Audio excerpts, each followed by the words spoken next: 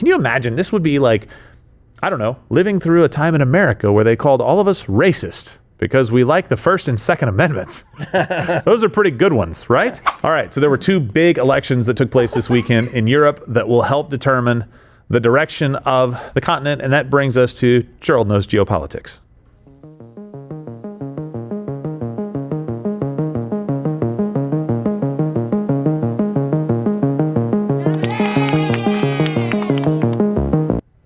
I always forget about that. Only the best for you. And then it angers me all over again, like it's brand new. Like it's pain that just happens. We paid children to cheer for that one. Where, in China? Yes. Nice. Anyway, in Romania, in 2024, I don't know if you guys remember this. I think we covered it or we may have mentioned it, but in December of 2024, Romanian right-wing candidate Calin Georgescu, I have no idea how to do the Romanian thing. If you type it in on YouTube, it can teach you how to pronounce these things. So. Georgescu. But I didn't. And so I'm asking you live on air. I didn't do it with many people watching. Maybe tens of thousands. I didn't do it either. I'm just saying. Do me a favor, chat. Roast him. Roast him. Come up with your worst. Do it now. This guy, Calin, had his first round victory last year annulled. I don't know if you guys remember that, but they said he was basically bought and paid for by the Russians and that we couldn't trust the election. And he was also barred from running in the current election. Again, Russian interference was the method given for trying to get him out. It was a little suspicious because he was nowhere to be seen in polling, and he had a massive TikTok push in the last Understandable. Fine, sure, but I think the fallback on Russian interference is starting to just fall deaf on so many people. So here's my point on this.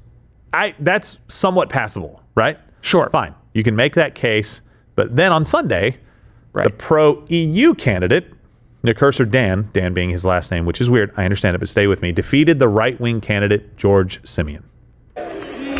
Here in the streets of the Romanian capital, hundreds gathered to celebrate a new president. The centrist pro-EU mayor of Bucharest, Nicursor Dan. It comes off the back of a polarising presidential election rerun that many saw as a geopolitical choice between East and West, with the West ultimately taking the crown. Near-complete electoral results showed Dan maintained an average of 54% over his rival, the ultra-nationalist George Simion, leader of the hard-right Alliance for the Unity of Romanians party, who had seemed on track to win the race after sweeping the first round earlier this month. And when they say sweeping the first round, he was 20 points above his closest competitor in round one. Wow. And he was expected to win with about 55% of the vote.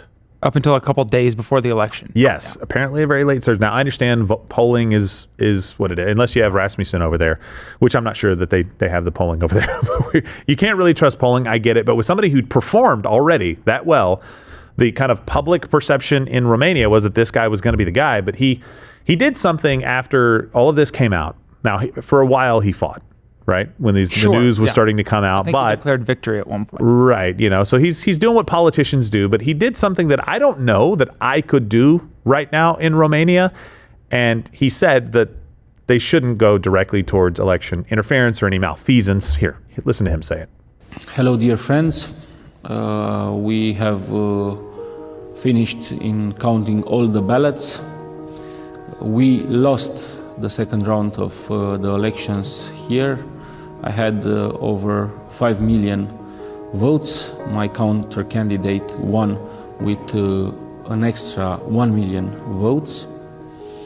We cannot accuse significant tampering with the ballots. We'll continue to represent the sovereignist, patriotic, conservative movement in Romania, and we will continue to fight together with all the sovereignists, patriots and conservatives around the world for freedom, for God, for family, and for our common ideals. I don't know if I could have done that. I don't know, with the history of what's going on in Romania, the way the population is trending politically, it makes a lot of sense for them to vote for this guy. But after leading in the polls, after doing so well in round one, he gets beat by almost 1 million votes. Yeah. That's insane to me. Well, it becomes all the more insane when you combine it with all the other factors going on across Europe, like what's going on in Germany. We'll touch on this in a second. But it just seems like these errors in polling or they go one direction. Upsets always seem to go one direction. 1 million votes in Poland seems like a lot, no? Well, this is Romania, but sorry, Romania. No, Poland's next. Yeah, so correct. Romania, Even smaller, Romania, right? Well, So- I mean, it's like what he said. He got about 5 million. His opponent got about 1 million more, so that's 6. So you're 11 somewhere between 11 and 12. 50 to 60 voter turnout % Yeah. or something. Okay. So that's not a lot. No. Jeez. So listen, and you may be asking yourself, and I think it's fair to ask, like, what does the big picture look like here, right? We want to make sure that things happen and things kind of shape up in Europe. We want them to be able to take care of themselves. We want them to be able to kind of push back against a lot of the leftist policies that you're seeing. It does end up affecting the United States, obviously, in a lot of different ways. One, just the instability in the region, or the migrant crisis that causes pain and carnage there, and it pushes people around.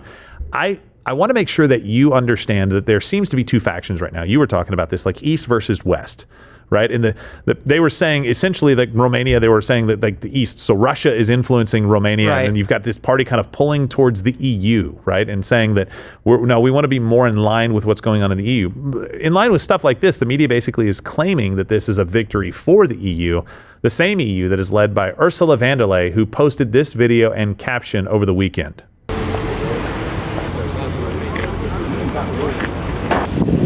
What's that circle?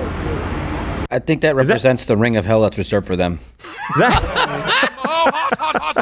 Why are they flying that flag? I don't know. I don't know what. That's in Brussels, right? It's in Brussels. Yeah. I would assume because it's EU Parliament or that it is EU Parliament because van der Leyen's the one that put it up. But I have no idea why they think this is a good idea to further their cause. I don't understand I don't know. So keep pushing the social issues that have failed. Keep doing open migration, they're calling it. No, it's illegal immigration, basically touching every single country. And then make it a crime to speak out against those things because you put in hate speech laws and you can't even put out memes necessarily that touch on any of these subjects. And then, maybe some pamphlets that say don't rape. Is that am I understanding this correctly? Even read. And the parties that get to this, and I know you said we'll talk about this in a second, but the parties that kind of push back on this, let's ban those parties. Let's say that those guys are the extremists and they're not allowed to run in these elections anymore. And I'm not just talking about the Romanian guy, which you could make the case that maybe he was propped up by Russia. I have no idea, but you could make that case. In Germany, they did the same thing to the party that was not only a party that was popular. I'm not talking like third or fourth. I'm talking like came second in the election recently and then was polling as the most popular party in the country. And they said, well, yeah, we're going to kind of label these guys kind of extremists to some degree so that we can eventually kind of pave the way to getting rid of them. If you push back and try to save your country, can you imagine this would be like, I don't know, living through a time in America where they called all of us racist because we like the First and Second Amendments. Those are pretty good ones, right? It's exactly what they're trying to do. Benefit everybody.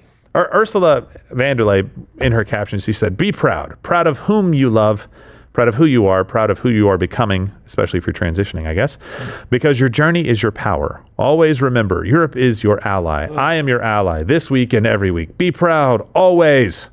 Aww. Thanks, Ursula. By the way, Maria Shriver looks like one of the characters from Mars Attacks put on a wig. I thought that was a catcher's mitt. I'm not the one who typically point these things out, but I'm like, holy cow, Maria. What was she startled by? Maybe just do a press release and call it a day. Anyway. Skeletor. Poland. I think we should touch on that real quick because this is a more important. Romania is getting all the attention, but Poland's a much more consequential country. Why? Because they have a much larger population, a much larger military. They're more integrated with the West already. I wonder why they have a much larger military. It's almost like they've learned some lessons from history. Yeah. Well, they're proud of their nationality as well as other things. They are. Correct. You went there. I was just there. It's funny, they'll call it Central Europe. And I go, what other countries are in Central Europe? They go, well, that's a good point. Because they just don't want to be called Eastern European. Okay, well, I understand. But no, Josh is right. Very, very proud of their culture and heritage. And so I think these elections are a nice bellwether to see what the continent is. Okay, so let's take a look at Poland. Maybe Romania could be a little bit of an outlier, but let's go to Poland where they had the first round of their presidential election this weekend. Rafal Trzaskowski coming first, as predicted, with 30.8% of the vote, and Karol Nawrocki just behind him with 29.1%. A pretty small gap there between the two men. When this election campaign started, the gap was much bigger. Rafal Trzaskowski's lead was much bigger, so it can be considered an unsuccessful campaign for him and a successful one for Karol Nawrocki, and a very, very close second round coming up in a couple of weeks. Okay, so let me just give you a little bit of a rundown. There's actually more positive here than that. Yeah, I guess, this was broadcaster. the pleasant surprise. Well, you read the results for us and give us a synopsis. Yeah, so Rafal Trzaskowski, he got 31%. He is a member of Donald Tusk. He's the prime minister right now, so he's left-leaning. They'll call him centrist, but he's left-leaning. Karol Nawrocki, 29.1, so finished just 2% behind. Very close, much closer than people thought. He's in Andrzej Duda's piss party, and Andrzej Duda is the law and justice, right? Nice. And piss. So he would be the conservative sort of, you can compare him to the Republican Party with Donald Trump a lot in America. Okay, all right. And then Slavomir Mensin, he's further to the right even of Nawrocki, 14.8, so still a good chunk. And then Grzegorz Braun, who got 6.3%, which is a good, still a good chunk, finishing in fourth place, but his positions are pretty interesting.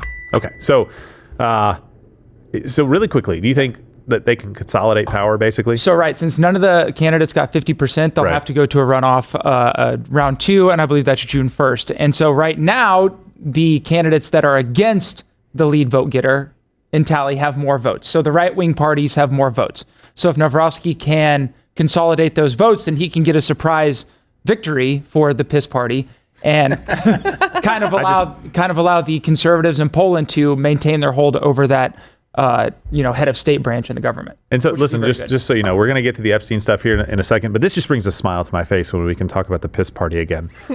It's funny. But here, they will celebrate with a golden shower. That's right. Get pissed.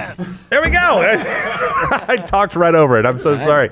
But listen, just in case you're worried potentially that maybe these guys, okay, I know they voted maybe center-right or right parties, but maybe they're going to go liberal and this is a problem.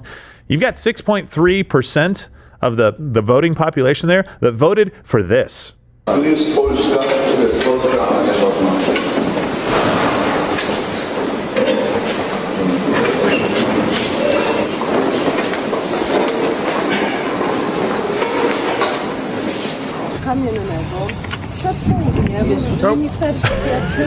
Whoa. He lost some eyebrows. He's a little bit radical. He's a little listen, my point is not that I am supporting everything that this guy does. My point is that if you're voting for that, there's no way you're voting for the gay pride flag to be flown in your country, okay? Like, it's just not happening. He literally tried to commit a citizen's arrest on a doctor that performed an abortion. So kind of sounds based. I mean, maybe also a little crazy. And then, fire extinguished the menorah. So, I would say he's a Kanye fan. What was it? A fire hazard? it was. He thought it was some sort of a hazard. Listen, I'm going to give him the benefit of the doubt because of the flag burning that I just saw. Yeah, was it July? Maybe he was like, no, not in season. No, okay. No. Season? I don't know. Hanukkah. Well, so look, Lane, really quickly, tell us, what is the role of the Polish president and why does that matter? So the president in Poland is not as powerful as Donald Trump because he's not actually the head of government. That would be the prime minister. So they're the ones that pass legislation, set legislation, kind of determine the direction of the country. But the president, if elected, has veto power over pretty much everything. So he can really stop all that legislation, especially in radical legislation. I think there's a veto override, but it would take a lot. So if there's pro-LGBT or abortion or stuff that's trying to move Poland away from sort of their Catholic roots that everyone, that's made it a beautiful country. It black-pilled me a lot going to Poland because the society works so well. Yeah. For a multitude of reasons. Oh, really? You can kind of slow the progressive nature that the other parties want to take it. They're all strong on immigration. None of them want immigrants, so that's not really a concern. But it's kind of the more social issues that this would definitely help Poland preserve their cultural heritage with. Which, that's very important, right? Yeah. And so the EU wants to frame this kind of as a choice between right-wing nationalism and democracy, and it's really not. It's basically nationalism is not a bad thing. No, it can be democratic, and the undemocratic ones are the German intelligence agencies. They are probably the Romanian, courts. Yeah. They are the people fomenting, anti-right-wing sentiments in Poland. They don't like democracy as soon as democracy isn't what they would choose themselves. Exactly. So this isn't a choice between those two things. And look, it is not lost on me that I have a shirt on right now that says Alex Jones was right, but there is a globalist agenda, okay?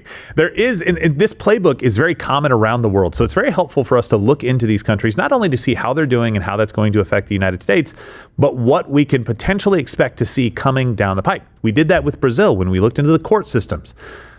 7-2 verdict right now, I think, from the Supreme Court that happened, what was that, on Thursday or Friday afternoon? I can't even remember exactly what day it was. It matters. These courts are stepping in and doing things that the American people didn't vote for. And I don't think it behooves us to just sit here in the United States and not pay attention to what's going on in other parts of the world, because this kind of stuff is coming very quickly to the United States if we are not careful.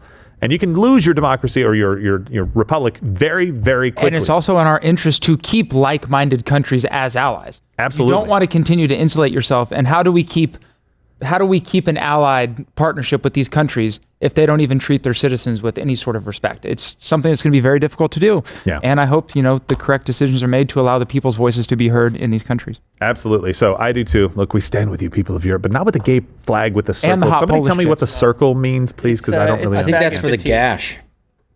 Oh, I watched did it that get movie on worse? Apple It's a TV. sign of unity with gashers. listen, we're moving on. Oh, that was the gorge. That's not the same thing. No. Okay. Hey, do you like what you saw? I don't know how because it's on YouTube and we have to cut all the good parts out. So you should tune in live weekdays at 11 a.m. Eastern on Rumble, where we can still speak freely and even use words like and get and So. whoa. You've been here this whole time? Yeah. It's not in.